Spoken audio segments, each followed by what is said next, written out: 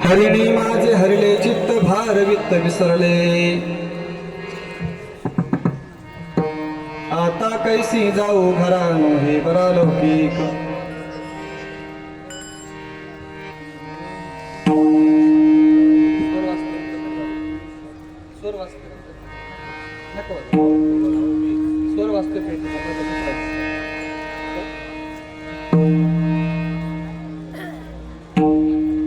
पारखी अशी संगता गोष्टी घरची कुठे खातील, आता कैसी जाऊ घरानो हे बरा लौकिक. तुका म्हणे निवांत राहे, तुका म्हणे निवांत राहे, पाहिले पाहे परतोनी, आता कैसे जाऊ घरा नो हे बरा लौकिक. विढाला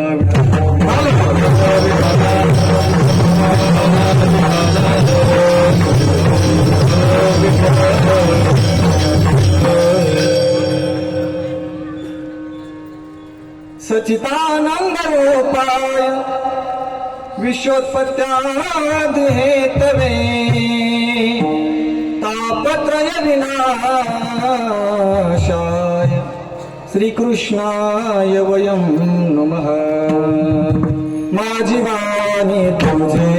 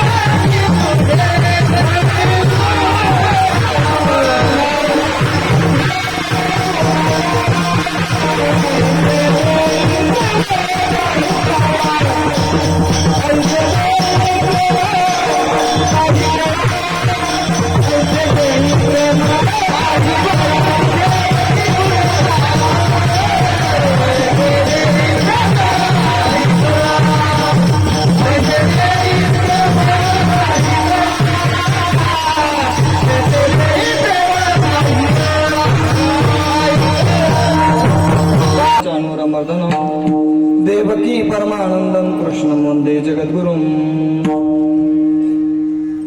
महायोगपीठे तटे भीमरत्यावरं पुंडरीकाय दातो मुनीन्द्रे, समागत्य तिष्ठन्तमानन्दकन्दं परब्रह्मलिंगं भजे पांडुरंगं. पांडुरंगा करू प्रथम नम, दुसरे चरणा संतांच्या त्यांच्या कृपादाने कथेचा विस्तार हो. बाबाजी सद्गुरुदास तुका अलंका प्रिरम्य सिंहासनस्थं पदं भोज तेजस्पति प्रदेशं, विधींद्रादिदेवे सदा स्तूयमानं समाधिस्थं मूर्तिं भजे ज्ञानदेवम्. ओम नमो ज्ञानेश्वरा करुणाकरा दयाळा, तुमचा अनुग्रह लाधलो पावन झालो चराचरी.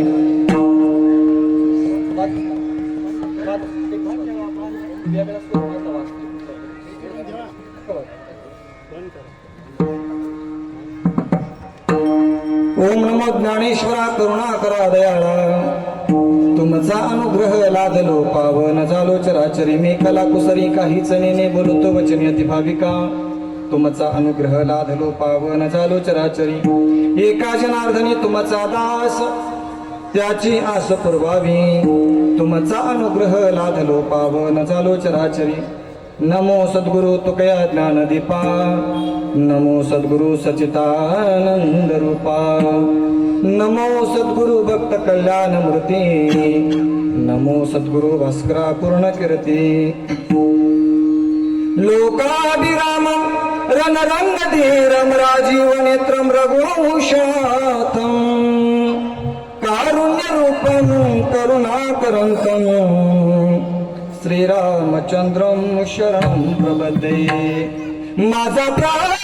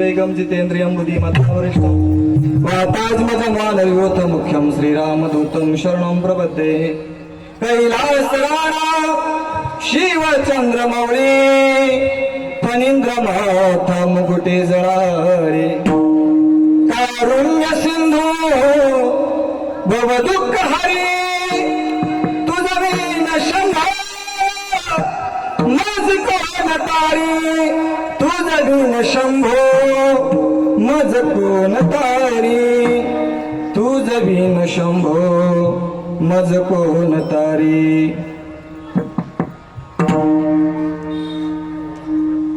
आत्मरूप गणेशो केले स्मरण होय सकल विद्यांचे अधिकरण तेची वंदू श्री चरण श्री गुरूंचे ते नमस्कारोनी आता मस्तक हे पायावरी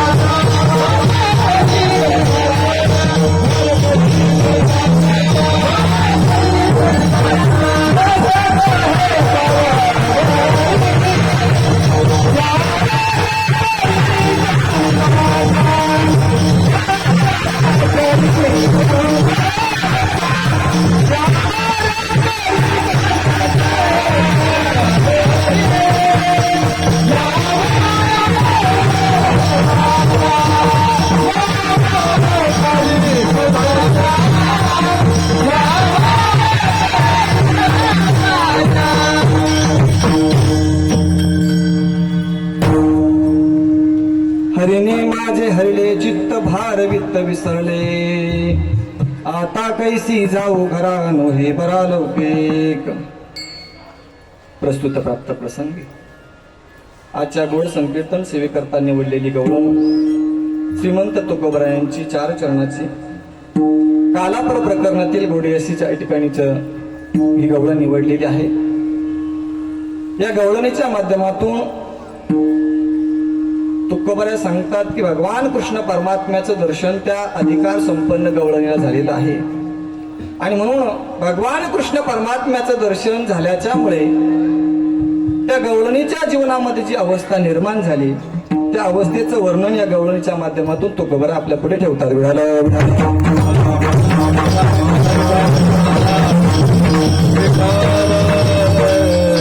गवळणीचा सरळ सरळ भावार्थ असा आहे, भाव असा आहे.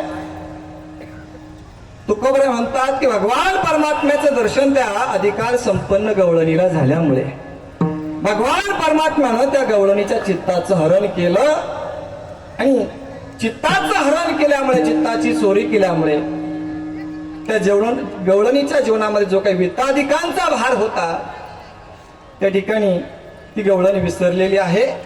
भगवान परमात्म्याचं दर्शन झाल्याच्यामुळे ती गवळण म्हणते, घरी जाण्याचा रस्ता मी विसरले, आता कैसी जाऊ घरा नोहे बरा लौकिक.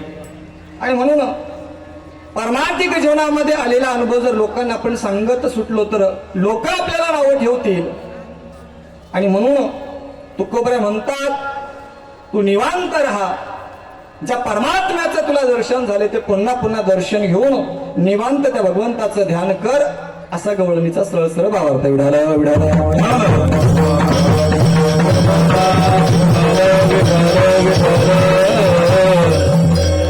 चिंतनाला आरंभ करण्यापूर्वी 2 शब्दामध्ये परिहार द्यायचा, तो म्हणजे असा. अखिल कोट ब्रह्मांड नायक भगवान परमात्म्याच्या कृपाशीर्वादाने अखिल विश्वाची माऊली कैवल्य सम्राज्य चक्रवर्ती माऊली महावैष्णव संत श्रेष्ठ ज्ञानेश्वर महाराज आदी करून सकल संतांच्या कृपाशीर्वादाने सालाबाद प्रमाणे याही वर्षी शांतीब्रह्म एकनाथ महाराजांच्या नाथषष्ठीच्या निमित्तानं भव्य दिव्य अशा प्रकारचा कीर्तन महोत्सव या ठिकाणी आयोजित केलेला आहे. वारकरी समिती मोहनी यांच्या मार्फत खऱ्या अर्थानं हा गोड अशा प्रकारचा सप्ताह कीर्तन सोहळा आयोजित केलेला आहे. त्यानिमित्तानं गेले अनेक वर्ष या ठिकाणी आपण ही सेवा करत असताना याही वर्षी आपल्या सर्व ग्रामस्थांच्या वतीनं या ठिकाणी मला हे कीर्तनाचं निमंत्रण प्राप्त झालं.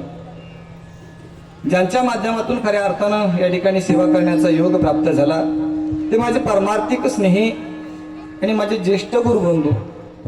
खर तर आमच्या असणाऱ्या शिंगोटे नानांच्या नंतर वारकरी संप्रदायाचा वसा वारसा आणि प्रचार प्रसार करण्याकरता ज्यांनी आपलं आयुष्य जीवनपणाला लावलेलं आहे आणि अविरत अशा प्रकारे वारकरी संप्रदायाची सेवा करतात, अनेक विद्यार्थ्यांना घडवण्याचं काम ज्या ठिकाणी करतात, असे असणारे माझे परमार्थिक स्नेही, माझे ज्येष्ठ गुरुबंधू आणि आपल्या मुंबईचं भूषण, आमच्या अकोले संगमेर तालुक्याचं भूषण, महाराष्ट्रातील नामवंत मृदुंगाचार्य हरिभक्त परायण राजेजी महाराज शिंगोटे दादांकरता सुद्धा जोरदार या ठिकाणी टाळ्या वाजवा. दादांच्या माध्यमातून खऱ्या अर्थानं या ठिकाणी ही सेवा प्राप्त झाली आणि स्वतः दादा या ठिकाणी मृदुंगावरती साथ करतात, त्यांना सुद्धा मनापासून धन्यवाद. विनेकरी बाबांपासून तर अगदी ही सगळी टाळकरी मंडळी असतील, आमचे महादेव महाराज असतील, विनेकरी बाबा असतील, त्याचप्रमाणे सगळे आमचे युवा कीर्तनकार, आपण ज्यांचं भारुडं ऐकलं पाहिलं, आपल्या कृष्णचंद्र वारकरी शिक्षण संस्था धामणगाव पाट तालुका अकोले जिल्हा अहिल्यानगर या संस्थेचे गुणवंत विद्यार्थी युवा कीर्तनकार आहेत आणि उत्कृष्ट भारुडाचार्य आहेत, नाही का. आणि म्हणून साहिल महाराज गुंजाळ या ठिकाणी उपस्थित, त्यांच्याकरता सुद्धा जोरदार टाळ्या, नाही का. विशेष करून माझ्यावरती नितांत प्रेम करणारे आणि आपल्या सर्वांचं भूषण, शिवव्याख्याते, शिवचरित्रकार, युवा कीर्तनकार, माझे परमार्थिक स्नेही हरिभक्त परायण बाजीरावजी महाराज शिंगोटे, त्यांना सुद्धा मनापासून धन्यवाद, त्यांच्याकरता जोरदार टाळ्या. त्याचप्रमाणे या वर्षाकरता उपस्थित असणारे गायनाचार्य हरिभक्त परायण दिग्विजयजी महाराज पाटील आंधळे, नाही मला माहिती पण म्हटलं तुमचं लक्ष आहे का नाही बघा. आमचे दिग्विजयजी महाराज आंधळे या ठिकाणी आहेत, त्यांच्याकरता सुद्धा जोरदार टाळ्या. अतिशय गोड सरस्वतीचा वास कंठामध्ये आहे. त्याचप्रमाणे आमचे परमार्थिक स्नेही, मार्गदर्शक आणि वारकरी संप्रदायामध्ये खऱ्या अर्थानं आपलं जीवन व्यतीत करणारे, वारकरी संप्रदायाची संतांची एकनिष्ठतेने सेवा करणारे आमचे हरिभक्त परायण सानप साहेब, त्यांच्याकरता सुद्धा जोरदार टाळ्या. आपल्या कृष्णचंद्र वारकरी शिक्षण संस्थेतील सर्व गुणवंत विद्यार्थी या ठिकाणी उभे आहेत. त्याचप्रमाणे आमचे राजेशदादा असतील, बाजीरावजी महाराज असतील, यांच्या माध्यमातून खऱ्या अर्थानं जे विद्यार्थी घडत आहे, स्वर्ग अंधार क्लासचे सर्व विद्यार्थी गुणीजन आहेत. कुणी गायनाचार्य आहेत, कुणी मृदुंगाचार्य आहेत, नाही का. याच्यापैकी कुणाला जरी बसवलं तर मला वाजून काढतील, असा गोड हात आहे त्यांचा, नाही का. या विद्यार्थ्यांकरता सुंदर टाळ्या वाजवा. विशेष करून आज माझं विशेष भाग्य म्हणावं लागेल.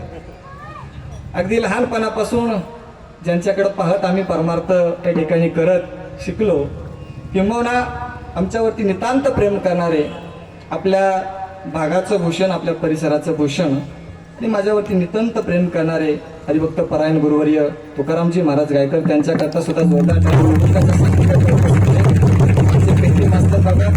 आणि वैकुंठवासी शिंगोटे नानांच्या समेत जे जे काही सप्ताह करता उपस्थित मंडळी होते, जुने जाणते परमार्थिक सगळे या ठिकाणी उपस्थित आहे. त्यांना सुद्धा मनापासून धन्यवाद. सर्व पुरुष वर्ग, माता भगिनी, माझ्या समोर यूट्यूब चॅनल आहे, दादांना सुद्धा मनापासून धन्यवाद. आणि गोड अशी मंडप आणि स्पीकर व्यवस्था आहे, नाही का. स्पीकर असं आहे की असं वाटतंय नुसतं गायनच करत राहावा. दादांकरता सुद्धा जोरदार टाळ्या. खरं तर हा खेळ हे ऐकल्याचा गेले 4-5 दिवस आपण, आणि त्याही अगोदर तुकोबरांचा बीज उत्सव आपण साजरा केला.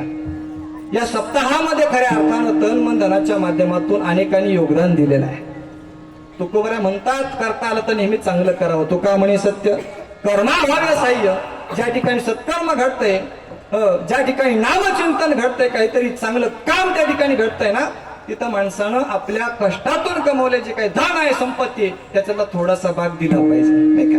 आणि म्हणून या धर्म कार्यामध्ये अनेक वर्ष आणि याही वर्षी खऱ्या अर्थानं जे अन्नदान करणारे आहेत, देणगी देणारे आहेत, सर्व कीर्तनाचं सौजन्य दाते आहेत, या सर्वांना मनापासून धन्यवाद. या कार्यक्रमाचे आयोजक, नियोजक, संयोजक सर्वांना मनापासून धन्यवाद. आणि चिंतनाला आरंभ.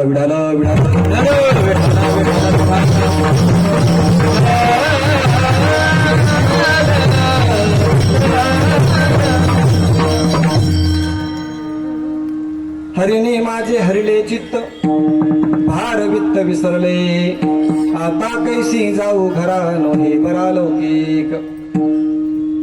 तुकोबरे म्हणतात की त्या गवळणीला भगवान कृष्ण परमात्म्याचं दर्शन झालंय, आणि दर्शनाच्या माध्यमातून खऱ्या अर्थानं या गवळणीला जी अवस्था प्राप्त झाली ती अतिउच्च अशा प्रकारची अवस्था आहे. एका बाजूला पाहिलं तर सांसारिक जीवन आहे आणि एका बाजूला पाहिलं तर परमार्थिक जीवन आहे. सांसारिक जर जीवनाचा विचार आपण केला तर सांसारिक जीवनामध्ये व्यवस्थेला किंमत आहे, आणि परमार्थिक जीवनाचा जर विचार केला तर परमार्थिक जीवनामध्ये अवस्थेला किंमत आहे. दोनही मुद्दे त्या ठिकाणी आपल्या पुढे मांडणारे आणि अभंग चिंतना त्या ठिकाणी अभंगामध्ये प्रवेश करणार. सांसारिक जीवन म्हटलं की व्यवस्थेला किंमत आहे, आणि परमार्थिक जीवनामध्ये अवस्थेला किंमत आहे.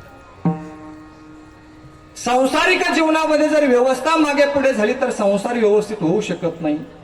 आणि परमार्थ करतोय, पण परमार्थ करत असताना जर जीवनामध्ये अवस्था निर्माण झाली नाही तर तो परमार्थ शून्य. सांसारिक जीवनामध्ये व्यवस्थेला किंमत आहे. एक जण सासरवाडीला गेला, एक जावाई सासरवाडीला गेला. सासरवाडीला गेल्याच्या नंतर सर्वात जास्त आनंद होतो त्या कुणाला? ब्रह्मचारी का तुम्ही? नाही ना, जावई आहात ना कुणाचे? तर सर्वात जास्त आनंद होतो म्हणजे सासूबाईला, नाही का. इतका आनंद होतो, नाही का, स्वर्ग अगदी 4च बोटं राहतो, इतका आनंद सासूबाईला होतो.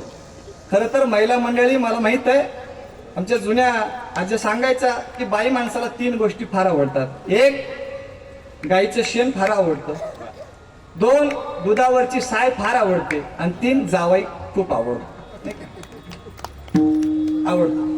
इतका जावयाचा त्या ठिकाणी मान सन्मान केला जातो. सासूबाईला एवढा आनंद होतो. त्यांना विचारलं का, हो सासूबाई, तुम्ही जावाई बापूंचं एवढं स्वागत करता, मानपान करता, का बरं त्या ठिकाणी तुम्ही एवढं करता? काय तुमचं रक्ताचं रक्ताचं नातं आहे. सासूबाई म्हणतात रक्ताचं नातं नाही, पण माझी मुलगी त्यांना दिली आणि म्हणून ते माझे जावई आहे. यांचा मानपान ठेवला पाहिजे. आमची जर परिस्थिती नसेल तर महाराज म्हणतात एखाद्या वेळेस नाकाचा जो मोती आहे तो गहाण ठेवावा आणि जावयाचा मान राखावा, नाही का? महिला मंडळी, यंदा अधिक मास आहे, धोंड्याचा महिना, नाही का? आणि म्हणून देता येईल तेवढं जावायला देत चला. हे माझ्याकरता सुद्धा आहे, ऐकून ठेवा. देता येईल तेवढं जावायला दिलं पाहिजे. सासूबाईला एवढा आनंद झाला. का बरं? तर ती सासूबाई सांगते, महाराज यांची माझी मुलगी यांना त्या ठिकाणी मी दिलेली आहे, माझ्या मुलीला सुखामध्ये ठेवावं म्हणून या जावयाचा एवढा मानपान राखला जातो. बरोबर की नाही?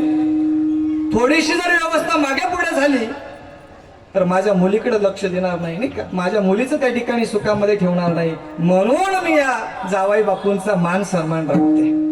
मान सन्मान. जावाई बापू जर आला तर मग त्याला त्याच्या मर्जीप्रमाणे स्वयंपाक, नाही का?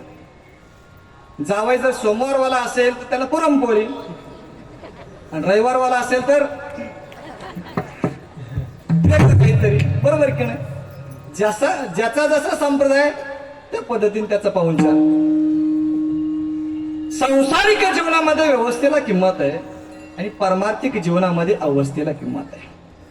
ती अवस्था निर्माण होण्याकरता भगवत दर्शन महत्वाचं आहे. काय? भगवत दर्शन महत्वाचं आहे, अत्यावश्यक आहे ते. जोपर्यंत भगवत दर्शन होत नाही तोपर्यंत जन्माचं सार्थक होत नाही. तुका म्हणे जन्म आल्याचे सार्थक विठ्ठलाची एक देखल्या. त्या परमात्म्याचं दर्शन होणं अत्यंत महत्वाचं आहे. जेव्हा का भगवान परमात्म्याचं दर्शन होईल त्याच वेळेस तुमच्या जीवनामध्ये अवस्था निर्माण होईल, अन्यथा होणार नाही. म्हणून भगवान परमात्म्याचं दर्शन होणं अत्यंत महत्वाचं आहे. 4 मुद्दे आपल्या पुढे ठेवतो. काही गोष्टी अनावश्यक आहे, काही गोष्टी आवश्यक आहे, काही गोष्टी आकर्षक आहे आणि काही गोष्टी अत्यावश्यक आहे. काही गोष्टी अनावश्यक आहे ज्या माणसानं करू नये, काही गोष्टी अनावश्यक आहेत त्या माणसानं करू नये, पण माणसं केल्याशिवाय राहत नाही, नाही का? तंबाखू खाणं आवश्यक आहे का अनावश्यक आहे? थोडस बोला म्हणजे वेळेत संपल. अनावश्यक आहे, नाही का? अनावश्यक आहे, पण तरी सुद्धा माणसं तंबाखू व्यसन केल्याशिवाय राहत नाही. गुटखा खाणं आवश्यक आहे का अनावश्यक आहे? थोडस बोलत जा. अनावश्यक आहे. व्यसन करणं अनावश्यक आहे, करू नये माणसानं. गुटखा खूप वाईट आहे. एकदा मी एका पुण्यातील नामवंत डॉक्टरांचं भाषण ऐकलं. ते त्या भाषणामध्ये असं सांगत होते माणसानं गुटखा खाऊच नाही. गुटखा खाणं अतिशय वाईट आहे. व्यसन करू नये, गुटखा खाऊ नये. आणि एखाद्याला एवढं सांगून जर राहवत नसेल तर खुशाल खा, फक्त ट काढून खा.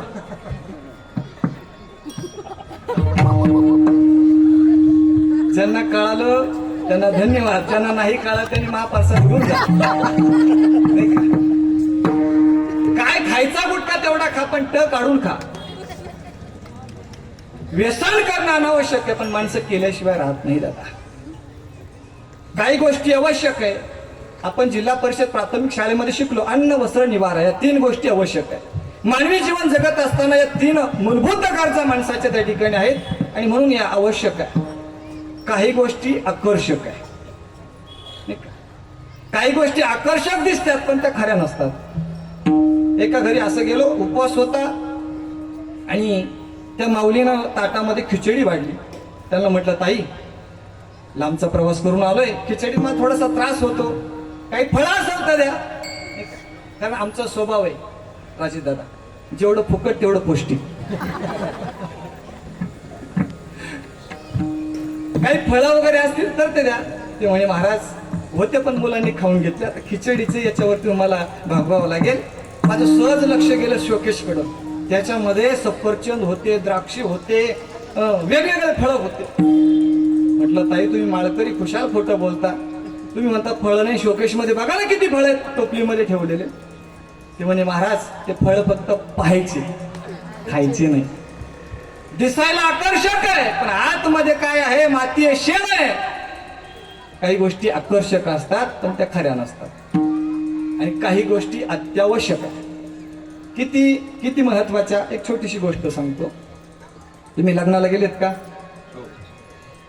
पुरुष मंडळी तुमचं लग्न झालंय का? हो झालंय. ऐका, तुम्ही लग्नाला गेले, तुमचं लग्न झाले. मला सांगा, लॉकडाऊनचा काळ होता, अनेक लग्न झाले. त्यावेळेचा जर विचार केला, लग्नाला मंडप असला तरी चालतो, नसला तरी. लग्नाकरता पाहुणे सोयरे असले तरी चालतात, नसले तरी चालतात. लग्नाकरता नवरा नवरीचे आईबाप असले तरी चालतात, नसले तरी आता चालतातच.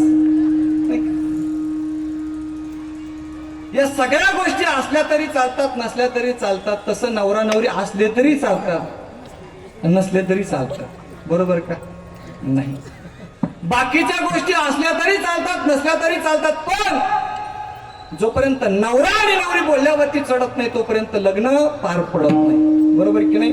जसं लग्नाकरता नवरा नवरी महत्वाचे, तसं त्या मानवी जीवनाची सार्थकता होण्याकरता भगवत दर्शन महत्वाचं आहे. विठाला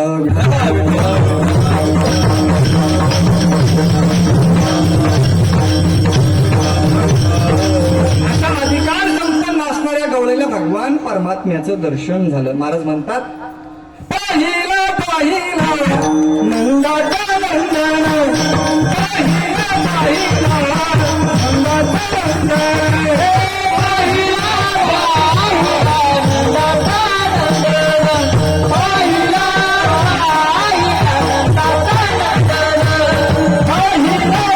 पाहिला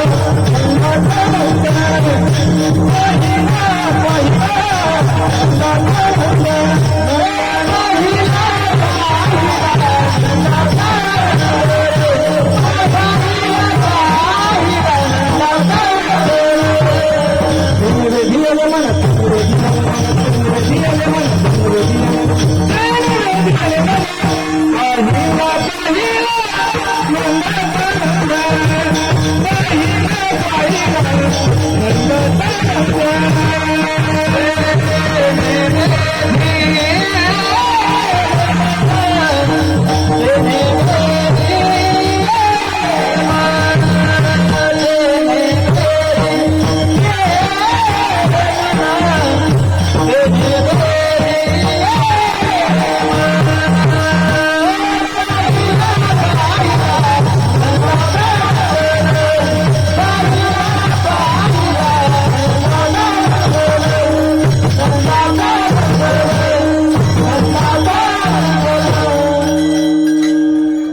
पाहिला पाहिला नंदाचा नंदन.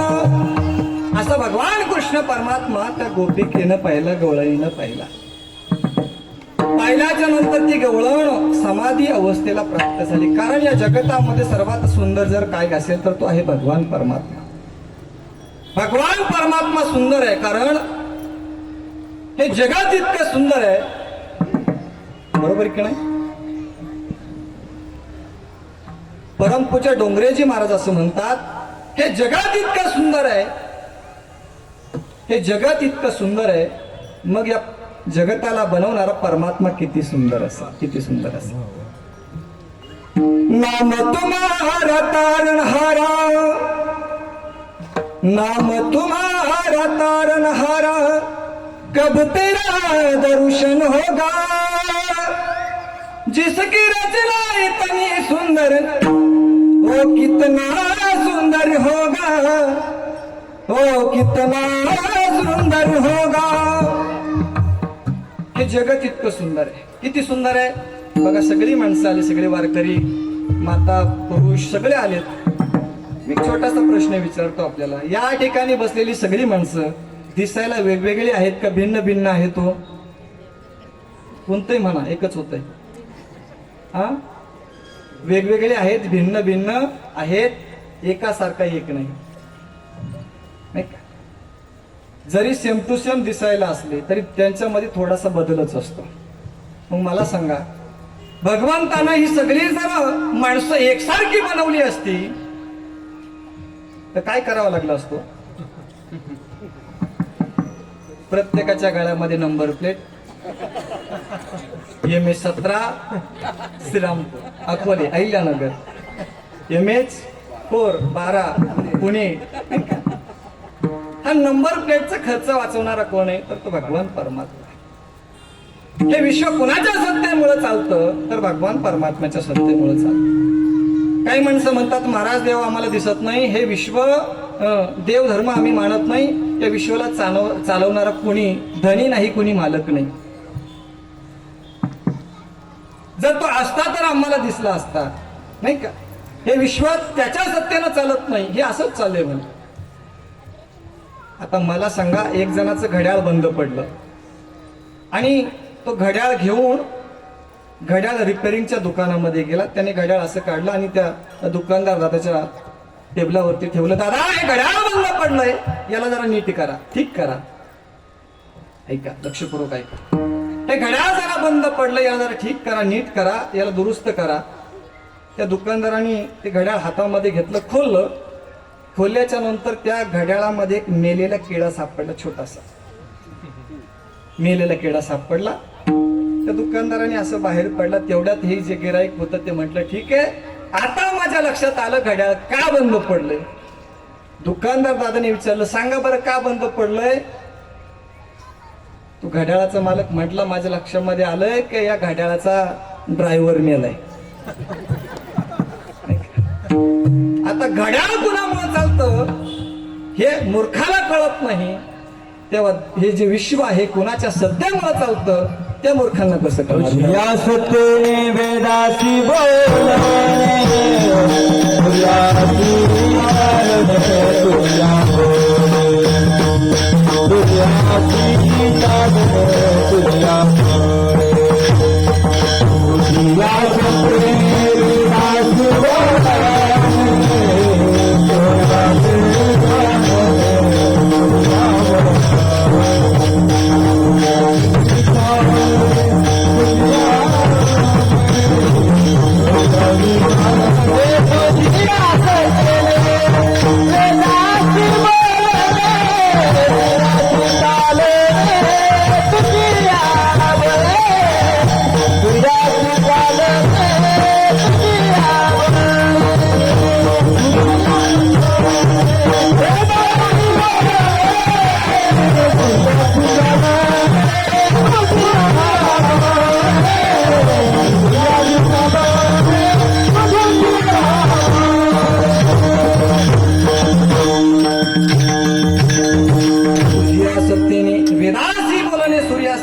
तुझ्या बळे त्या जगताला चालवणारा भगवान परमात्मा आहे. तो भगवान परमात्मा या जगतामध्ये सर्वात सुंदर आहे. त्याच्या इतकं सुंदर काहीच नाही, काहीच नाही. काही लोकांना आपल्या सौंदर्याचा अभिमान होतो नाही का.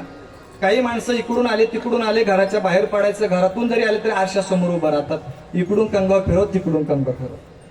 सौंदर्याचा अभिमान असतो काही माणसांना नाही का.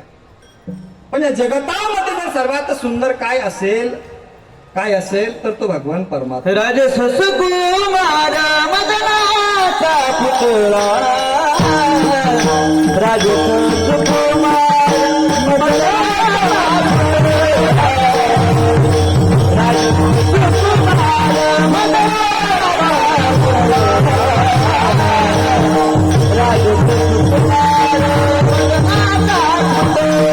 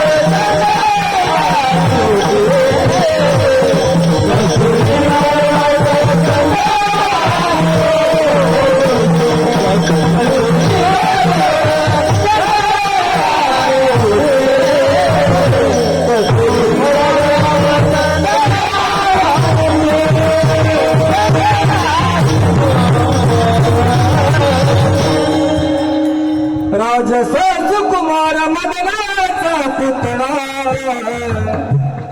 राजस सुकुमार मदनाचा पुतळा भगवान परमात्मा या जगतामध्ये सर्वात सुंदर आहे. भगवंता इतकं सुंदर काहीच नाही.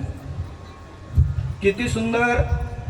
ज्यावेळेस मर्यादा पुरुषोत्तम प्रभू रामचंद्र अयोध्येमध्ये अवताराला आले, अवताराला आल्याच्या नंतर ज्यावेळेस भगवान परमात्मा प्रभू रामचंद्र हळूहळू त्या ठिकाणी अयोध्येमध्ये वाढू लागले.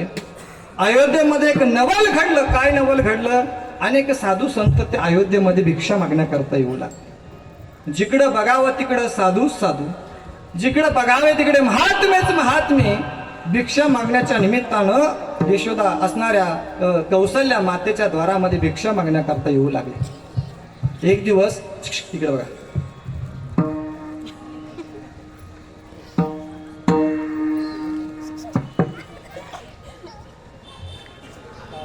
त्या ठिकाणी दिसू लागले, भिक्षा मागण्याच्या निमित्ताने येऊ लागले. एक दिवस कौसल्या मातेने विचारलं एका साधू महाराजांना, ओ साधू महाराज, आमच्या अयोध्येमध्ये बघावं जिकडे तिकडे साधूच साधू भिक्षा मागण्याकरता येतात, आमच्या राजवाड्यावरती भिक्षा मागण्याकरता येतात. एक छोटासा प्रश्न विचारू का आपल्याला? त्या साधून हात जोडले, सांगितलं मैया काय प्रश्न आहे तुमचा, विचारा की. त्या कौसल्या मातेनं विचारलं साधू महाराजाला, काय विचारलं? जिकडं बघावं तिकडं साधू साधू आहे, आमच्या भिक्षा मागण्याकरता आमच्या वाड्यावरती येता, आमच्या दारावरती येता, याच्या अगोदर तुम्ही कुठे भिक्षा मागत होता? आमच्या अयोध्येमध्ये त्या ठिकाणी तुम्हाला भिक्षा मिळते, बाहेर भिक्षा मिळत नाही का? त्या साधूनं गोड उत्तर दिलं, ऐकून ठेवा. त्या साधूनं गोड उत्तर दिलं, मैया तुझ्या अयोध्येमध्ये जे आम्ही येतो ना ते भिक्षा मागण्याकरता येत नाही. तुझ्या अयोध्येमध्ये आम्ही जे येतो ना ते भिक्षा मागण्याकरता येत नाही.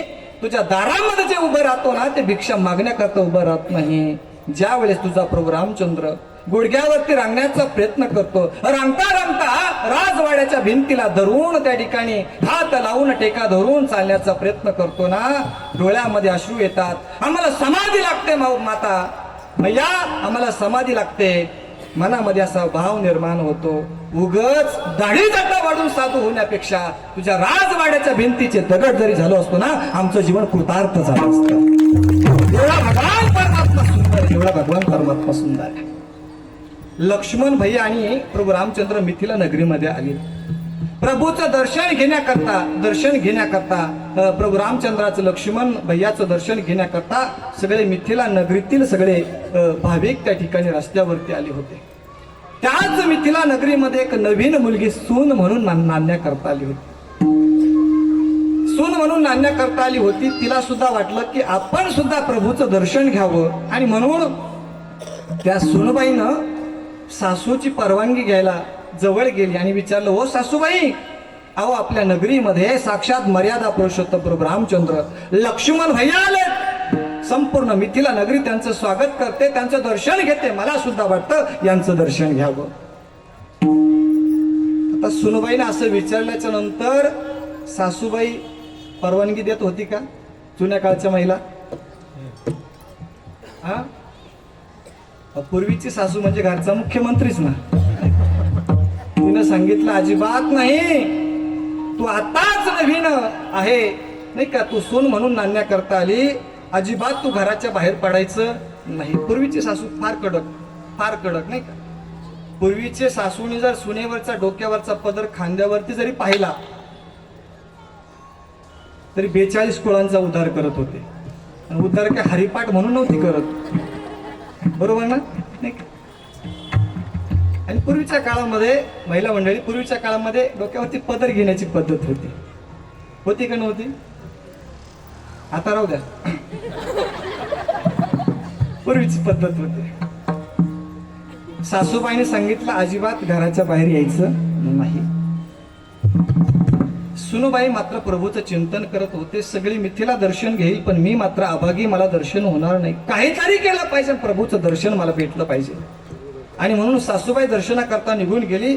सुनबाई घराच्या गच्चीवरती चढली आणि समोर गल्लीमधून रस्त्यानं त्या ठिकाणी मिथिला नगरीतील सगळे भक्त भाविक प्रभूचं स्वागत करत होते.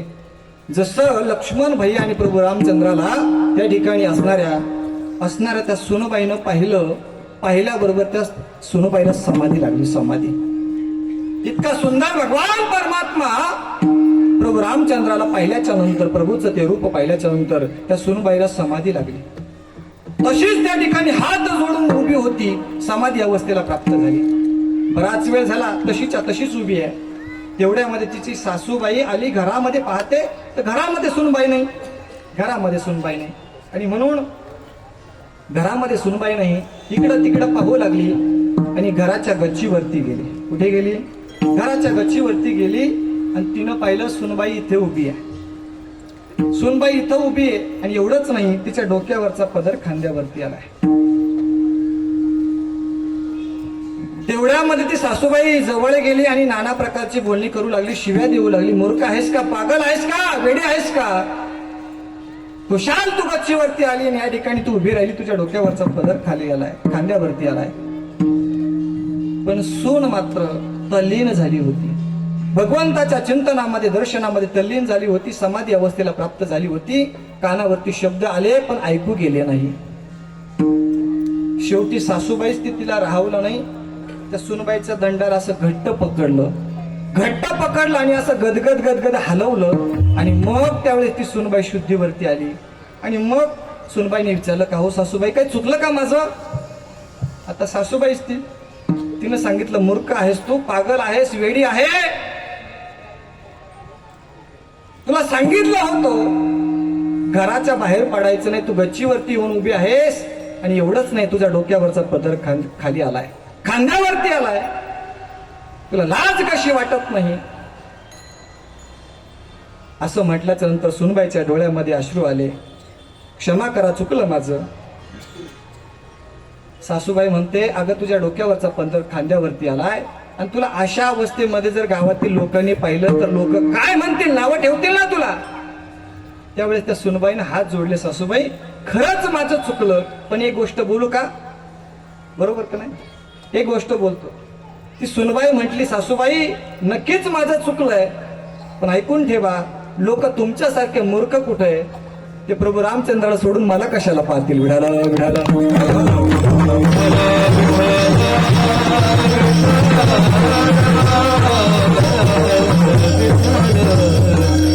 जाने भगवान परमात्म्याला पहिले स्वतःला विसरून गेली. कारण भगवान परमात्मा आकर्षित करून घेतो.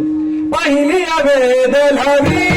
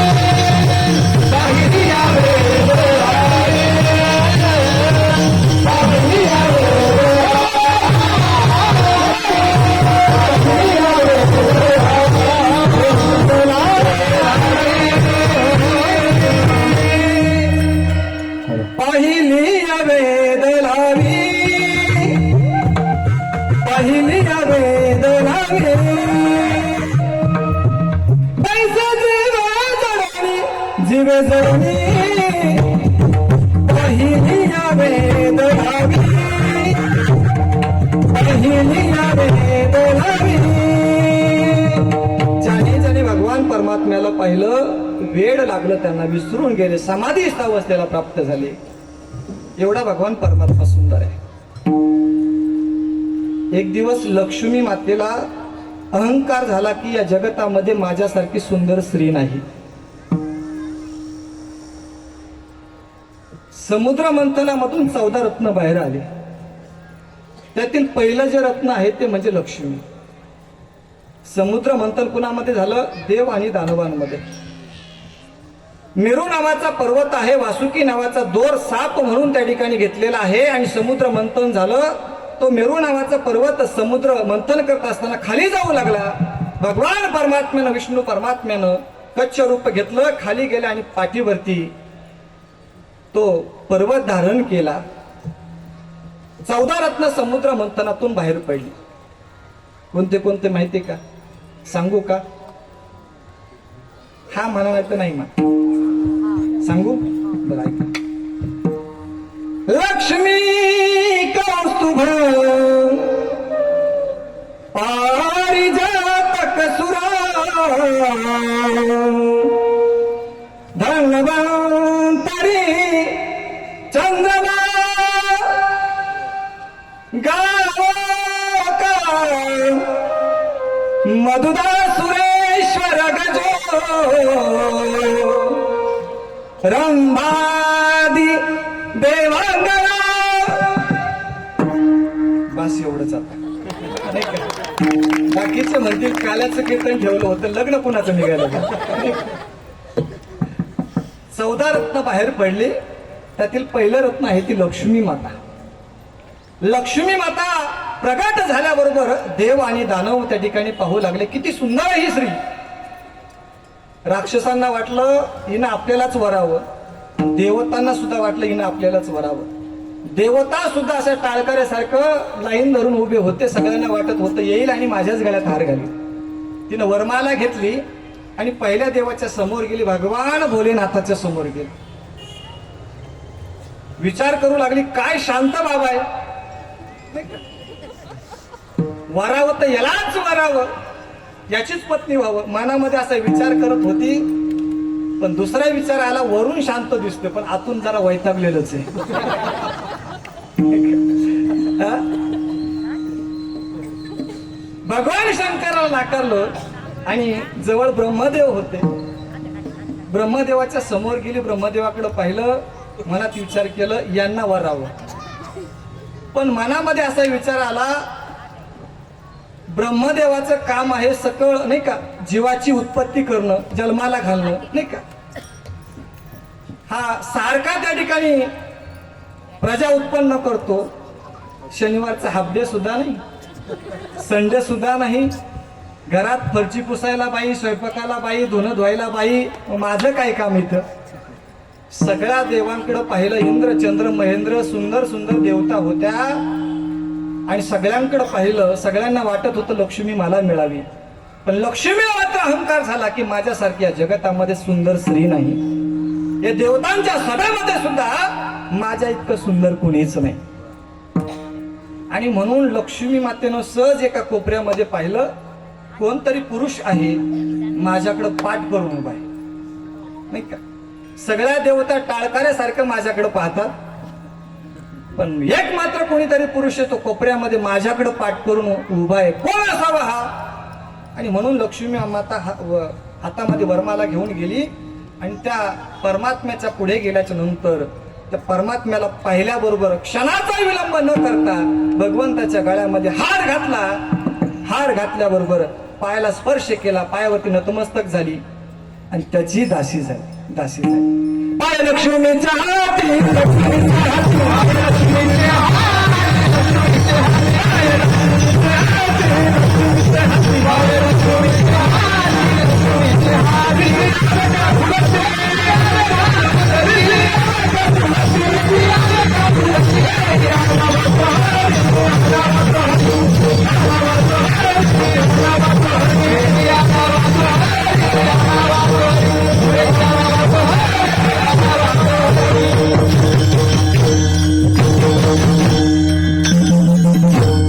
लक्ष्मीच्या हाती तिशी आवे काकुलती. लक्ष्मी मातेनं सुद्धा भगवंताची सेवा त्या ठिकाणी मान्य केली आणि दासी म्हणून राहिली.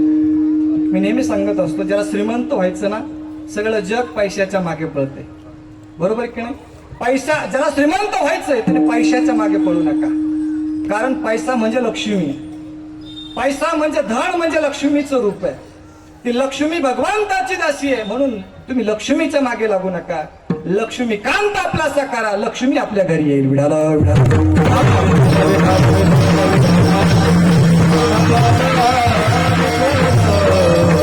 परमात्मा एवढा सुंदर आहे, सूर्याला तेज देणारा सुद्धा सुद्धा भगवान परमात्मा आहे. भगवान परमात्म्याचं वर्णन करताना आपण काकड आरती म्हणतो. तुझी निढाळी कोटी चंद्र प्रकाश, तुझी निढाळी कोटी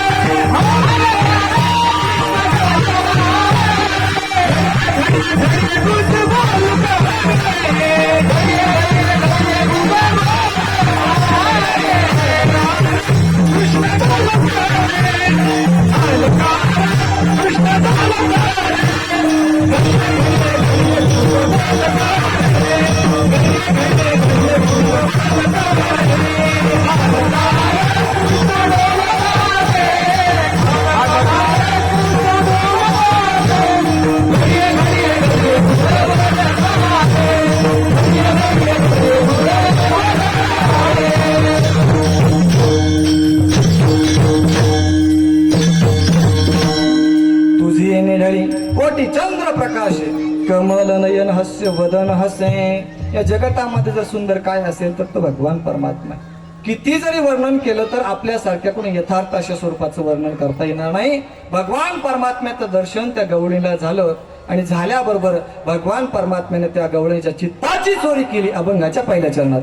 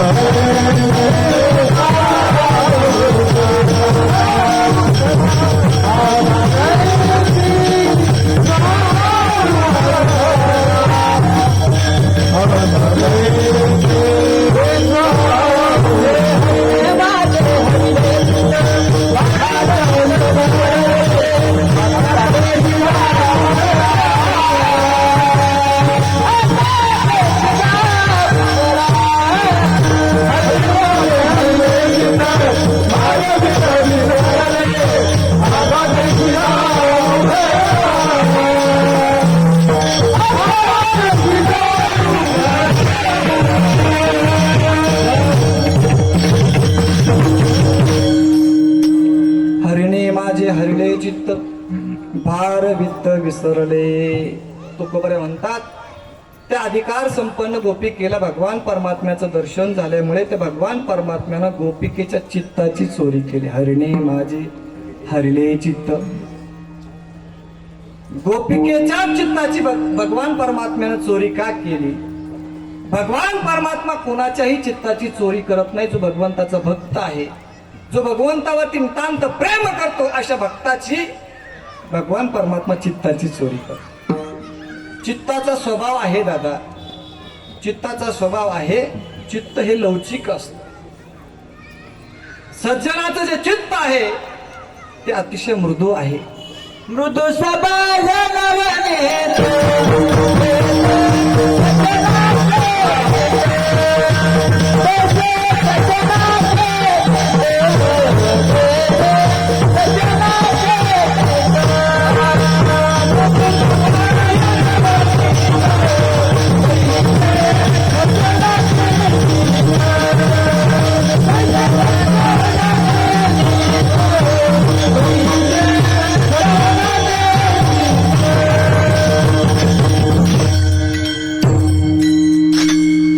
मृदू सभाय नवनीत तैसे सज्जनाचे चित्त.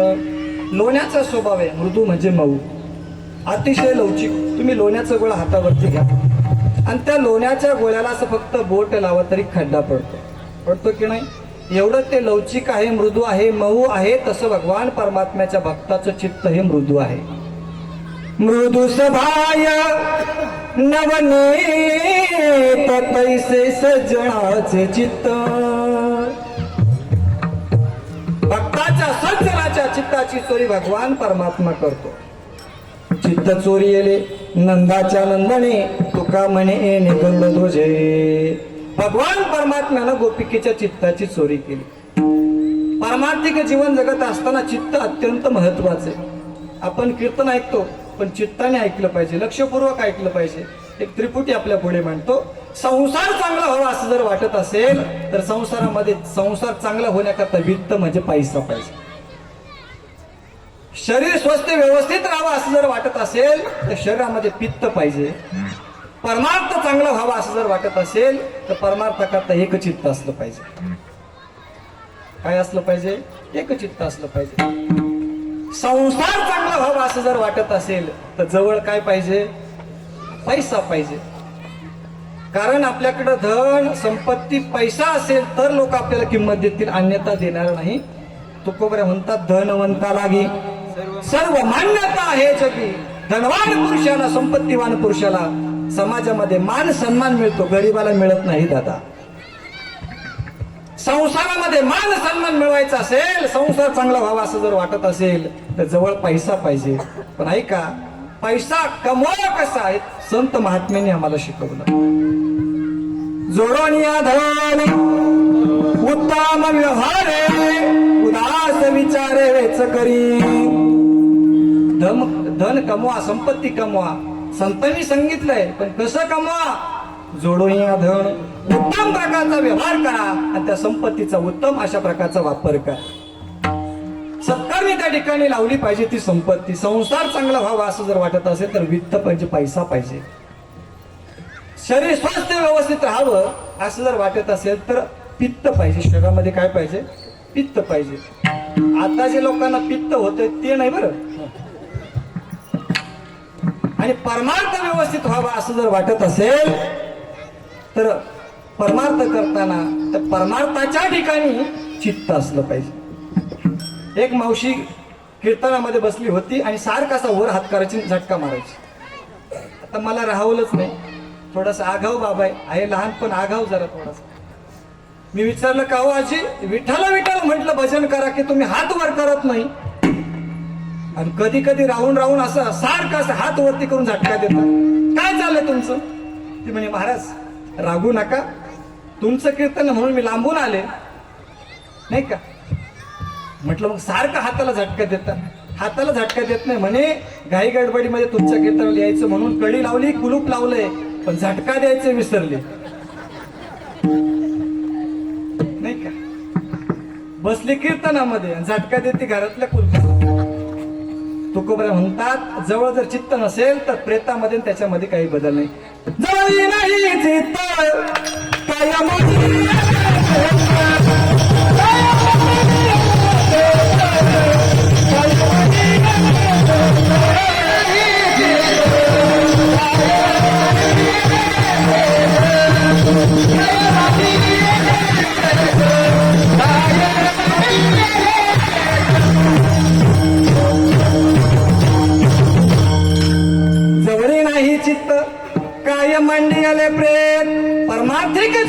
करत असताना त्या नामाच्या ठिकाणी भक्तीच्या ठिकाणी परमार्थ करत असताना आपलं एक चित्त असलं पाहिजे. गेलाय त्रिवेणी संगमाला आणि चित्त मात्र घरी आहे. त्रिवेणी संगमी नाना तीर्थे भ्रमी आणि चित्त नाही ना मी तर ते व्यर्थ. नाही का? काही माणसं संसारामध्ये राहतात पण चिंतन मात्र देवाचं करतात आणि काही माणसं परमार्थामध्ये राहतात पण परमार्थामध्ये राहून चिंतन घरचं करतात. कळतंय ना? म्हणून परमार्थिक जीवनामध्ये चित्त महत्वाचं आहे. कृष्ण परमात्म्यानं त्या गोपिकेच्या चित्ताची चोरी केली. हरिणे माझे हरले चित्त भार वित्त विसरले. वित्ताधिकांचा भार मी विसरून गेले. याचा अर्थ असा आहे, कशाला म्हणायचं भार? तर महाराज म्हणतात जे आपलं नाही त्याला सुद्धा आपलं म्हणणं म्हणजे काय? भार आपण दुसऱ्याचा आपण आपल्या डोक्यावरती घेणं. घर आपलंय का? नाही. गाडी आपली का? नाही. माडी आपली का? नाही. पण काही ठिकाणी गेलं ना भेटतात माणसं असं, महाराज चला चहा घ्यायला. आमची रीत सांगितली तुम्हाला मगाशी, जेवढं फुकट तेवढं पौष्टिक. चहा प्यायला गेलो, चहा ठेवा असा आवाज दिला का महाराज या इकडं, नाही का? संपूर्ण घर फिरून दाखवतात. काही नव्हतं, या पाठ्यानं उभं केलंय. हे घर माझं आहे आपण असं म्हणतो. त्या घरामध्ये उंदर सुद्धा राहतात. ते म्हणतात ए हे घर माझं आहे. आपलं नाही पण तरी सुद्धा आपला हे माझे असं म्हणणं त्याला भार असं म्हणायचं. भार वित्त विसरले. तुकोबऱ्या म्हणतात त्या गवळीला. आता भगवान परमात्म्याचं दर्शन झाले, जा घरी. ती गवळण म्हणते महाराज सांगू का? भगवान परमात्म्याचं दर्शन झाल्यामुळे, स्मरण झाल्यामुळे मला घरी जायचं विस्मरण झालंय, कारण माझा घरी जाण्याचा रस्ताच विसरले. दुसरं आता कैसे जाऊ घरा,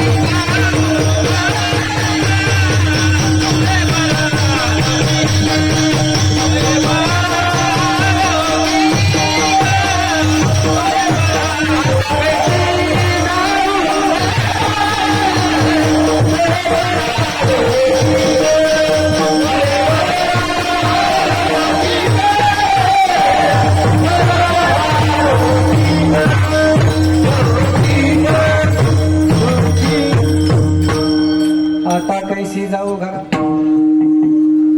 आता कैसी जाऊ घरा नोहे बरा लौकिक.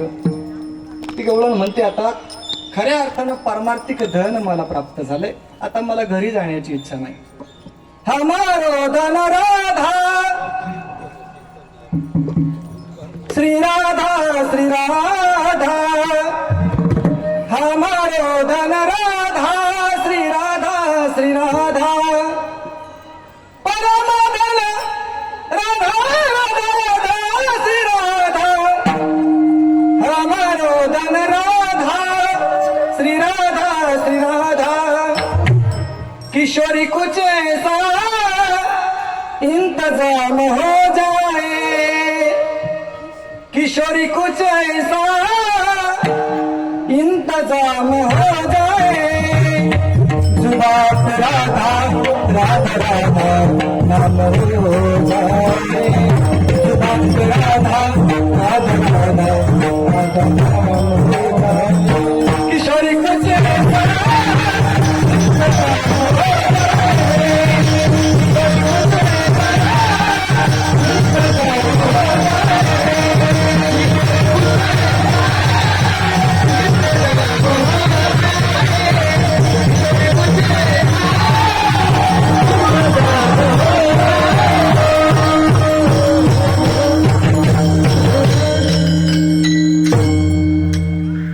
कारण भगवान परमात्मा रूपी धन मला प्राप्त झालंय, त्याचं दर्शन झालंय. मला घरी जाण्याची इच्छा नाही. आता कैसी जाऊ घरा नोहे बरा लौकिक पारखी अशी संगता गोष्टी घरची कुटी खातील. परमार्थिक जीवनामध्ये जी अवस्था प्राप्त झाली त्या अवस्थेचा जर मी आलेला अनुभव जर लोकांना सांगत सुटले तर लोक मला नावं ठेवतील. म्हणून खऱ्या अर्थानं पारखी अशी सांगता गोष्टी घरची कुटी खातील, घरचे सुद्धा मला नाव ठेवतील. तुकोबरा म्हणतात तू निवांत राहा. तू काय म्हणे निवांत राहे पाहिले पाहे परतोनी. ते भगवान परमात्म्याचं तू साक्षात दर्शन घेतलं ना त्याचं पुन्हा पुन्हा आठव कर, चिंतन कर. कसं करायचं? विठोबा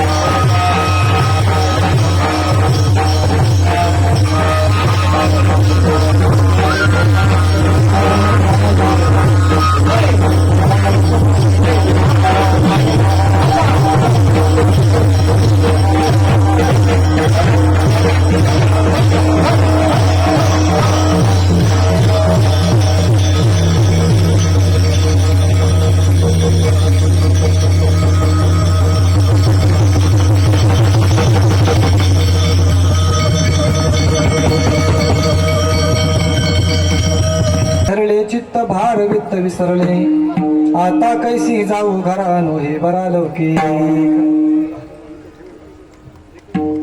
कालाच्या कीर्तनाचा दंडक आहे. चरित्र ते उच्चारावे केले देवे गोकुळी. मग कोणत्या प्रकारचं चरित्र, कोणतं चरित्र भगवान परमात्म्याचं कालाच्या कीर्तनामध्ये सांगायचं?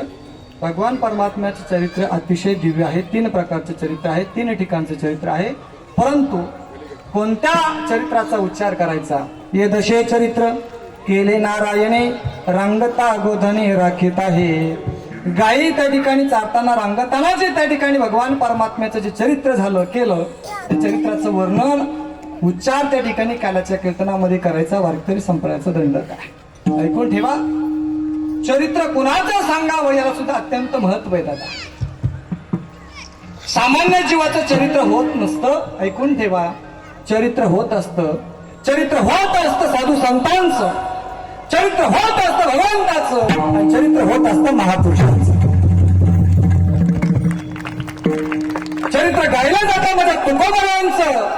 एकांतामध्ये आलेली स्त्री हात जोडले आणि आई समान त्या ठिकाणी हात जोडून प्रार्थना केली, जाई हो तू माते न करी सायास आम्ही विष्णुदास तैसे.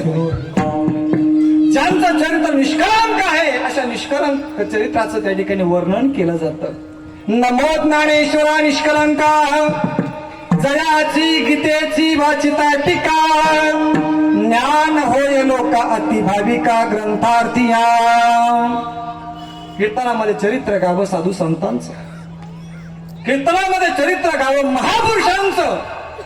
कारण देव देश धर्मासाठी ज्या ज्या शूरवीरांनी महापुरुषांनी आपल्या जीवाचं बलिदान दिलं, समर्पण दिलं ना, अशा महापुरुषांचं चरित्र कीर्तनामध्ये गावं, कीर्तनामध्ये गावं.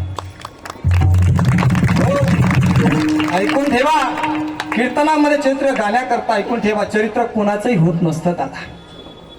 चरित्र कुणाचंही होत नसतं. चरित्र होण्याकरता, चरित्र घडवण्याकरता आयुष्यभर चारित्र्याची पूजा करावी लागते, तेव्हा चरित्र होत असतं. विढाल विढाल.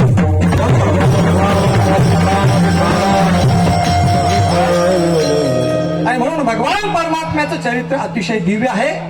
ऐका, तुमचं माझं जे चरित्र आहे जन्माला आल्याच्या नंतर सुरू होतं. आता एक 5 मिनिटं घेणार आहे, चालेल ना? पण माझी मिनिटं जरा जाड आहे. भगवान परमात्म्याचं चरित्र हे दिव्य आहे. आणि असं भगवंताचं दिव्य चरित्र जर आम्ही नुसतं कानाने ऐकलं, मुखाने त्या ठिकाणी बोललं, कानाने श्रवण केलं, तरी आमच्या जीवनामध्ये घडलेलं कळत नकळत जे घडलेलं पाप आहे त्या पापाचं त्या ठिकाणी निवृत्त होतं, पाप जळून जातं.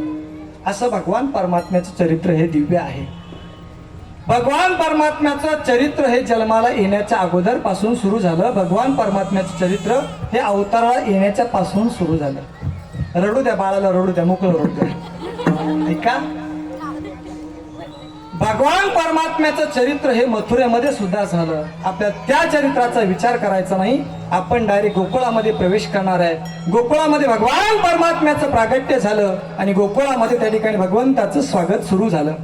आपण सुद्धा सर्वांनी हात वरती करायचे आणि 1 मिनिटाकरता भगवंताचं स्वागत करायचं. स्वागतम कृष्ण सुस्वागतम कृष्ण.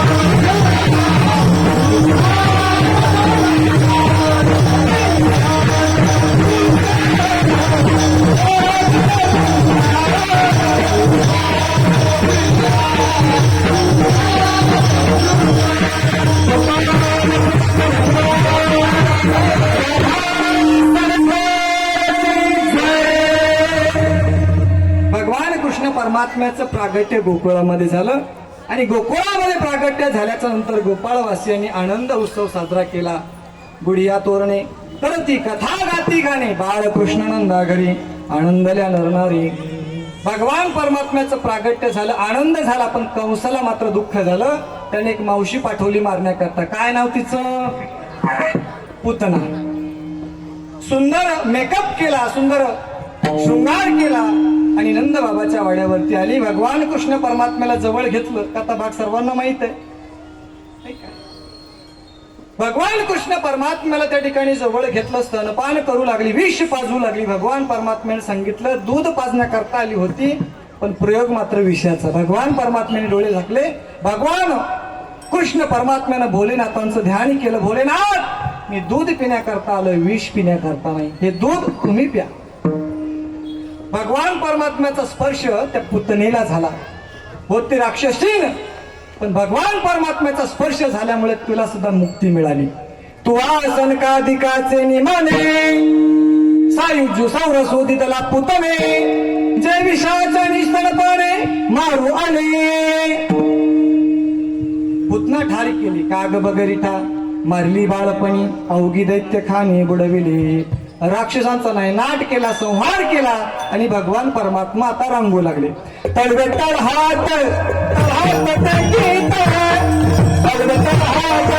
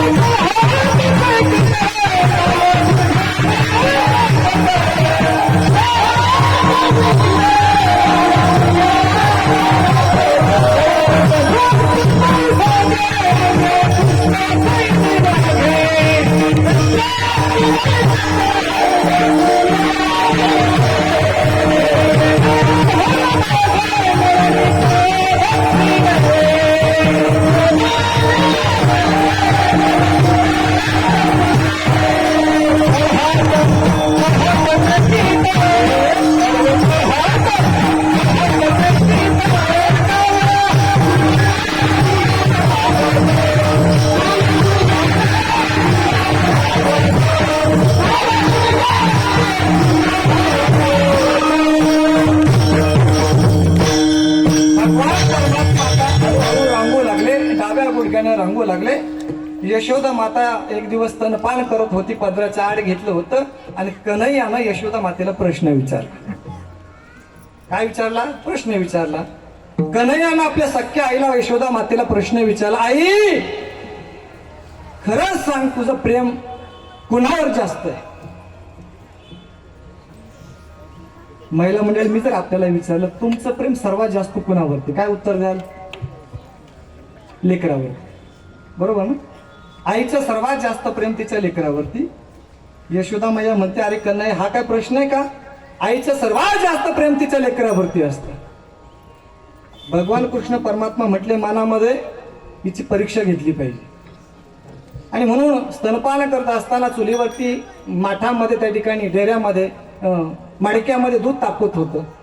दूध तापत असताना चुलीवरती दूध होतं आणि खाली जो अग्नी चालू होता, सावकाश चालू होता. आता भगवंतानं त्या अग्नीला आज्ञा केली, जरा जास्त प्रज्वलित व्हा. नाही का, वेळ संपत आलाय, प्रज्वलित व्हा म्हणे. कुठपर्यंत चालवायचं तुमचं कीर्तन म्हणे? प्रज्वलित व्हा जरा. धनाधना अग्नी पेटला, प्रज्वलित झाला. तेवढ्यामध्ये मडक्यामधलं दूध उतू जायला लागलं. उतू जायला लागलं हे यशोदा मैयानं पाहिलं. कन्हैयाला खाली ठेवलं, धावत गेली, जाळ मागं सारला. पुन्हा जवळ घेतलं, मांडीवरती स्तनपान करू लागले. भगवंतानं विचारलं, आई आता सांग, तुझं सर्वात जास्त प्रेम कोणावर?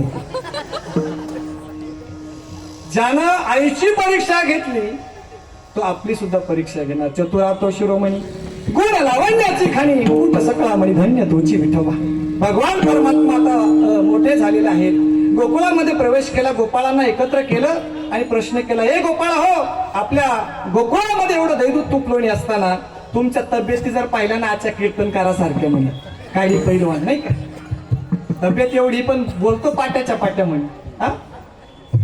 अरे एवढं दैदूत तूप लोणी असताना आपल्या तब्येती कशा पाहिजे, तुमच्या तब्येती मात्र काडी पैलवान नाही का. गोपाळांनी सांगितलं, कन्हैया एवढं दैदूत तुपलोणी आहे पण आम्हाला भेटत नाही, सगळं मथुरेला जातं आणि आमच्या वाट्याला येते ते ताक. आणि पुरुष मंडळी खरं सांगू का, शेतकरी बरेच जण येतं, शेतकऱ्याचा स्वभाव आहे चांगला माल मार्केटला आणि गटीचा माल घरी मुलांना नाही का. चांगला आपण आपल्या मुलांना खाऊच घालत नाही का. किती आईबाप बसलेले आहेत या ठिकाणी का मुलाला रोज सकाळी दूध पाजतात नाही. मॅगी बटर असे मॅगी बटर खाल्लेले मग आपल्या सीमेवरती लढायला पाठवावं, त्यांच्या भरोश्यावर राहील का. चांगलं लेकराला खाऊ घातलं पाहिजे. गोपाळाने सांगितलं, हे कन्हैया, अरे आम्हाला सुद्धा वाटतं आमच्या हक्काचं आम्हाला मिळावं, पण घरचे मंडळी आम्हाला खाऊ देत नाही. भगवंतानं उपदेश केलाय का, तुम्हाला तुमच्या हक्काचं जर मिळवायचं असेल तर तुम्ही एकत्र आलं पाहिजे, एकत्र आलं पाहिजे नाही का. बऱ्याच वेळा आपल्या कथा कीर्तनामध्ये माणसाशी जागा ठेवतात आणि मग कुणी येऊन बसतो मधी, कळतंय ना. मग एक वेळ आपल्याला निघून जायची वेळ येते. म्हणून एकटी असली पाहिजे, एकजूट असली पाहिजे, सगळ्यांनी खऱ्या अर्थानं पुढे येऊन बसलं पाहिजे. एक काठी जर तुमच्या हातामध्ये देऊन पटकन मोडशाल, 2 दिल्या मोडशाल, 50 काठींचा बंडल जर आपल्या हातामध्ये दिला तर मोडू शकत नाही दादा. हे एकीचं बळ आहे.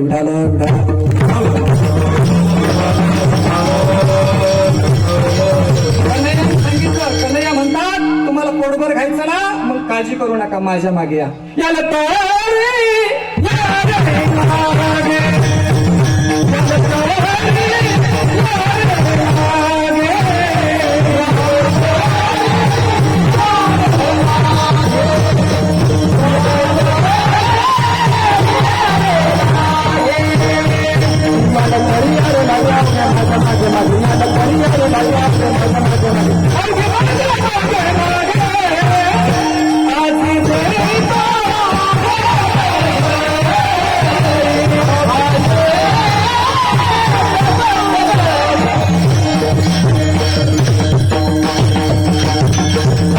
याला तरी यारे लागे अवघे माझ्या मागे मागे, माझ्या मागे या, तुम्हाला पोटभर खायला भेटेल. तुम्ही देवाच्या मागे संतांच्या मागे गेला तर जीवनामध्ये तुम्हाला आनंद भेटेल दादा. भगवान म्हणतात, माझ्या मागे या, तुम्हाला आनंद भेटेल, तृप्ती भेटेल, समाधान भेटेल, पोटभर भेटेल. आणि मग भगवान गोपाळांनी सांगितलं, तुझ्या मागे आल्यानंतर आम्हाला पोटभर खाऊ घालशील, पण कसं खाऊ घालणार. भगवान म्हणतात, चोरी करायची. काय करायची, चोरी. आता मला सांगा महिला मंडळी, चोरी करणं पाप आहे का पुण्य हो. पाप आहे, बरोबर का ना. काही माणसं म्हणतात, तुमच्या देवानं खुशाल चोरी केली राव नाही का. पण त्या लोकांना माझं सांगणे, आमच्या भगवंतानं चोरी केली. चोरी कशाची केली, चित्ताची चोरी केली, सज्जनाच्या चित्ताची चोरी केली, दह्या दुधाच्या तुपाची चोरी केली. मला सांगा, भगवंतानं जी चोरी केली, सोन्याची केली का लोण्याची केली. लोण्याची केली, म्हणजे सोन्याची केली नाही, ती चोरी होत नाही, भगवंताची लीला आहे. नाना प्रकारच्या चोऱ्या त्या ठिकाणी गोकुळामध्ये होऊ लागल्या. गोपाळ गवळणी त्या ठिकाणी त्रस्त झाल्या, यशोदेकडे गाराणी घेऊन येऊ लागल्या. गवळणी सांगती गाराणी, भगवान परमात्मा तुझा कन्हैया आमच्या घरामध्ये येतो, चोरी करतो, दैदूताची नासाडी करतो, निघून जातो, आम्ही गोकुळामध्ये राहावं का जावं सांग. यशोदा मैया म्हणते, नाही, माझं बाळ तसं नाही, बाळ सगुण गुणाचे ताणे, बाळ दिसतंय गोजीर वाणी. त्यावेळेस एक गवळण म्हटली, अगं आरोपी यांचा आणि कोर्ट सुद्धा यांचंच, निकाल आपल्या बाजूने लागेलच कसा. एक काम करा. यशोदा मैया म्हणते, तुम्ही जर माझ्या कन्हैयावरती चोरीचा आळ घेताना एक काम करा, याला तुम्ही मुद्दे मला सगळं पकडा, नुसता पकडू नका, तिथं झोपटा आणि मग माझ्याकडे आणा. एक गवळण होती 12.5वी शिकलेली, ती म्हटली, कन्हैया कुणाच्याही घरी जातो ना, फक्त आपल्या घरी येऊन दाखव. बैसले मी होते रंग महाराणी, अरसेना विचार हरी माझा मंदिर कधी तरी हरी माझा मंदिर कधी तरी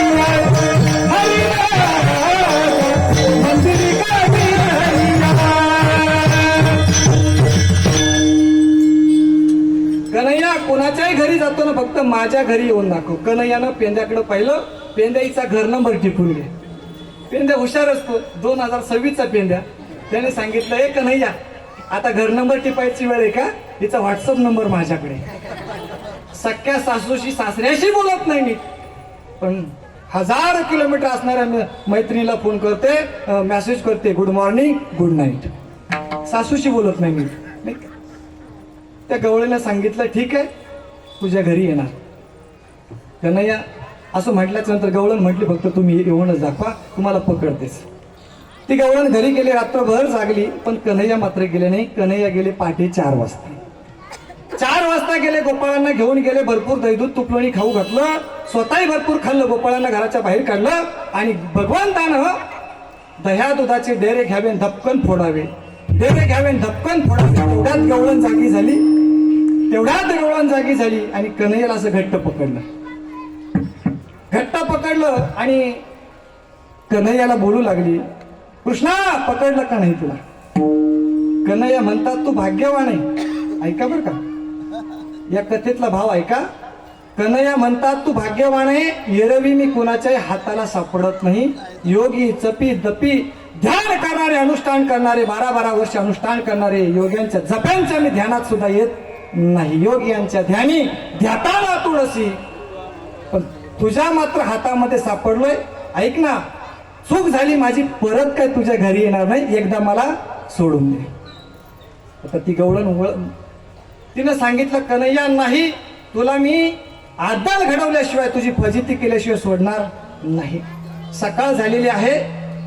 गवळण त्या ठिकाणी कन्हैयाला घेऊन निघाली, चौकामध्ये जाऊ लागली. चौकामध्ये माणसं होते, गोकुळवासी म्हणू लागले. तिच्या मुलाचं नाव होतं गोविंदा. आणि ते गोकुळवासी म्हणू लागले, अगं म्हातारे, गोविंदाला घेऊन कुठं चालली? गोविंदा म्हणजे तिचा मुलगा.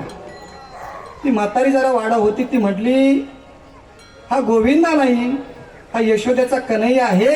याने माझ्या घरी चोरी केली आणि म्हणून याची फजिती, याला मुद्दे मला सगळं मी पकडलंय, याला शिक्षा करण्याकरता यशोदेकडे घेऊन निघाले. 2 चौकातून पुढे गेले आणि तेवढ्यामध्ये कन्हैयाने सांगितले, हे म्हातारे, इकडे बाय, मागं काय पाहत, इकडे बघ म्हणे. आलंय आता सगळं आटपत. हे म्हातारे म्हणे, एकाच हाताला पकडले, घट्ट पकडलंय, नाही का? तुझा हात म्हणे धूमपानाचा, राट झालेला हात तुझा, माझ्या एकाच हाताला घट्ट पकडलंय, जर हात तर बदली कर. आता महिला म्हणे, हात बदली करायचं म्हटल्यावरती पुढून करायला पाहिजे का मागून करायला पाहिजे? पुढून करायला पाहिजे. पण तिची 12वी होऊन 13वीची राहिलेली, अशी 12.5 झालेली. तिनं असं मागं केलं कन्हैयाला. कन्हैयानं तेवढ्यामध्ये लीला केली. तिचा मुलगा चालला होता गोविंदा मागे मागे, त्या गोविंदाचा हात म्हातारीच्या हातामध्ये दिला आणि म्हातारी चालू लागली. तेवढ्यामध्ये भगवान कृष्ण परमात्मा आपल्या घरामध्ये गेले आणि या गवळीने आवाज दिला, यशोदे बाहेर ये. कुणाचा आवाज असावा? यशोदा मैया बाहेर निघणार. तेवढ्यामध्ये कन्हैया म्हणतात, आई मला सुद्धा कडेवर उचलून घे. कडेवर घेतलं आणि बाहेर आली दरवाजामध्ये आणि विचारलं, कोण आहात, काय म्हणणं आहे तुमचं? त्या गवळणीनं पाहिलं, आपलं म्हणणं तर हिच्या कडेवर जाऊन बसलं नाही का. म्हणे काय नाही, 10 तर वाजले. अरे बापरे, संपलं नाही म्हणून मी चक्कर मारायला आले म्हणे. आणि म्हणून तेवढ्यामध्ये माघारी फिरली. भगवान कृष्ण परमात्मा पुन्हा त्या ठिकाणी येतात आणि त्या गवळणीकडे बोट करतात. हे गवळण, तुला म्हटलं होतं तुझ्या हाताला सापडणार नाही, पण माझी त्या ठिकाणी फजिती करण्याकरता निघाली होती, तुझी फजिती झाली. ऐकून ठेव, कुणाच्याही नादाला लागायचं, पण आपल्या नादाला लागायचं नाही. आता तरी तुझा मुलगा गोविंदा झालोय, परत जर मला पकडण्याचा प्रयत्न केला तर पुढच्या वेळेस तुझा म्हाताराच होईल.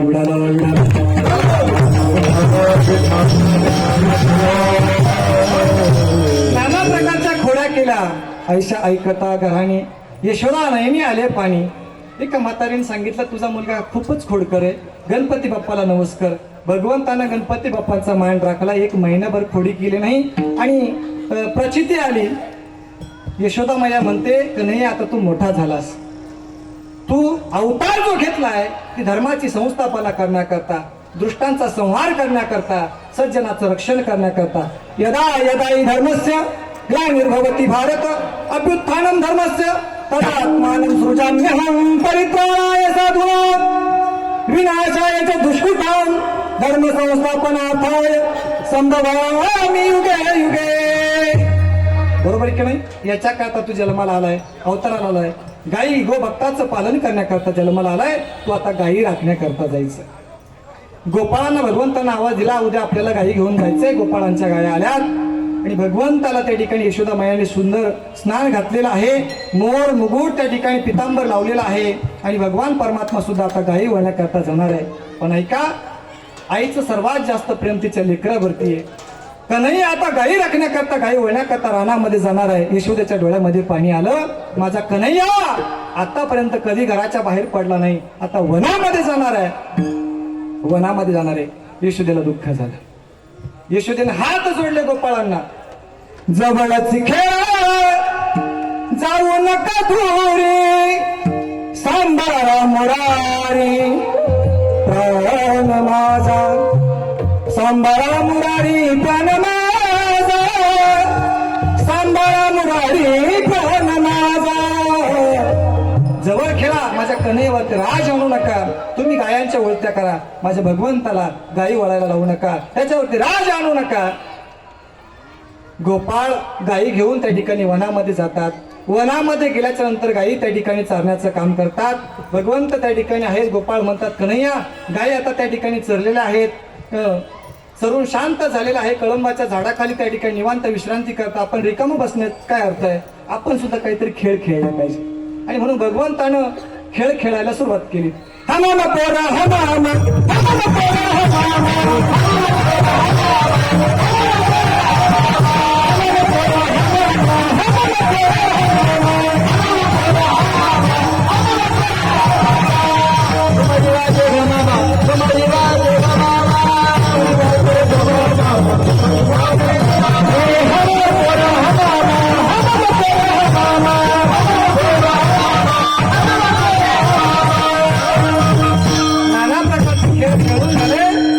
गोपाळाने सांगितलंय, कन्हैया अरे कुठपर्यंत खेळ खेळायचे? 10 वाजले ना, तुला परत यायचं नाही का? म्हण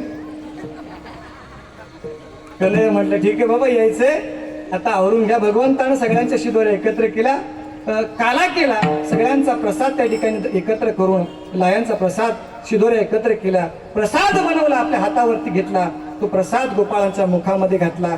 जो प्रसाद भगवंतानं यमुनेच्या वळवंटामध्ये गोपाळांच्या मुखामध्ये घालून त्यांना आनंद दिला, तृप्त केलं, तोच प्रसाद माझ्या पांडुरंग परमात्म्यानं ज्ञानोबराया, तुकोबराया, शांतीब्रह्म एकनाथ महाराज आदी करून संतांच्या मुखामध्ये घातला.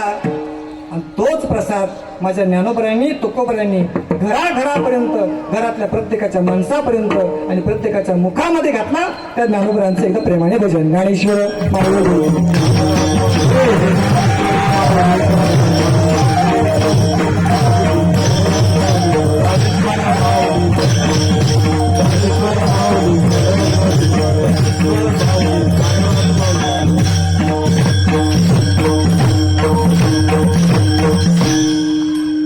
बरोबर 10 वाजलेले आहेत.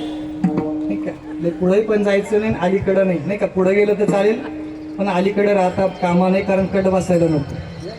ऐका, आणि म्हणून दहीहंडीची गवळण होईल. दहीहंडीची गवळण होईल. तर कुणी जागा सोडायची नाही. आलेल्या मान्यवरांचे सत्कार होतील आणि मग या ठिकाणी सर्वांना महाप्रसाद आहे. दहीहंडीची गवळण. विठ्ठल जय जय विठ्ठल.